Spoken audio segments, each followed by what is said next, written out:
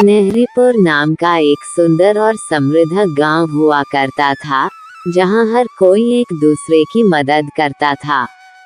इस गांव में एक प्रधान था जिसका नाम रघुनाथ था, जो पहले ईमानदार हुआ करता था, पर समय के साथ उसका लालच बढ़ता गया।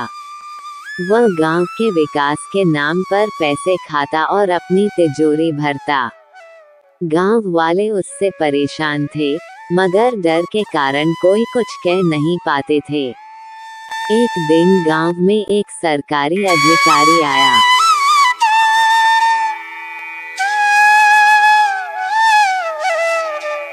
उसने गांव के तालाब को पुनः बनाने के लिए एक बड़ी रकम की मंजूरी दी। प्रधान रघुनाथ ने सोचा, इतने पैसे का आधा हिस्सा तो मैं आराम से हड़प सकता हूँ, किसी को क्या ही पता चलेगा। उसने तुरंत योजना बनाई कि क्यों न पुराने तालाब को भरवा कर वहाँ एक पार्क बना देगा और बाकी पैसे खुद रख लेगा। लेकिन गांव का एक पढ़ा लिखा नौजवान अर्जुन, जो कुछ समय पहले शहर से लौटा था, प्रधान की चाल समझ गया। उसने चुपचाप अपनी योजना तैयार की। अर्जुन ने गांव के बुजुर्गों और युवाओं को एकजुट किया और उन्हें समझाया कि यदि उन्होंने अब आवाज नहीं उठाई, तो गांव की संपत्ति हमेशा प्रधान जैसे लालची लोगों के हाथों लुटती रहेगी।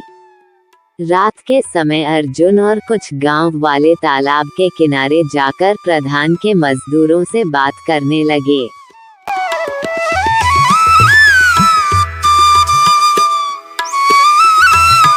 उन्होंने मजदूरों से कहा कि प्रधान का काम अवैध है और यदि वे प्रधान के साथ काम करेंगे तो वे उनकी भी शिकायत पुलिस में कर देंगे। मजदूरों ने डर के कारण अर्जुन की बात मान ली और काम रोक दिया।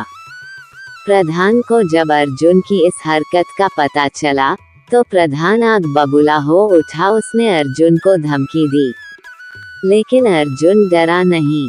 अगले ही दिन अर्जुन ने एक नई योजना बनाई।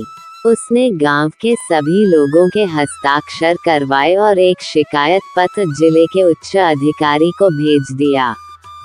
रात को प्रधान के गुंडे अर्जुन के घर पहुंचे और उसे डराने की कोशिश की, लेकिन अर्जुन पहले से तैयार था। उसने पुलिस को बुलवा लिया। प्रधान के गुंडों को पकड़ लिया गया। कुछ ही दिनों में जांच शुरू हुई और प्रधान की सारी काली करतूतें उजागर हो गईं।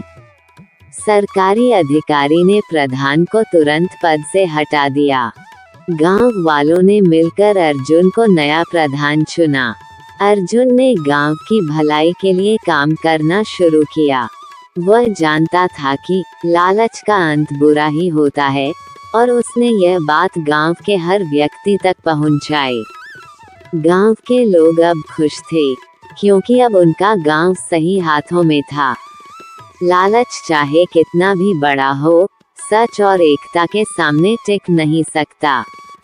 यदि लोग एकजुट होकर अन्याय के खिलाफ खड़े हों, तो कोई भी बुरा इंसान जीत नहीं सकता है। इसी तरह की प्रेरणादायक कहानियों के लिए हमारे YouTube चैनल अनलिमिटेड टूल्स को सब्सक्राइब और वीडियो को लाइक शेयर करें।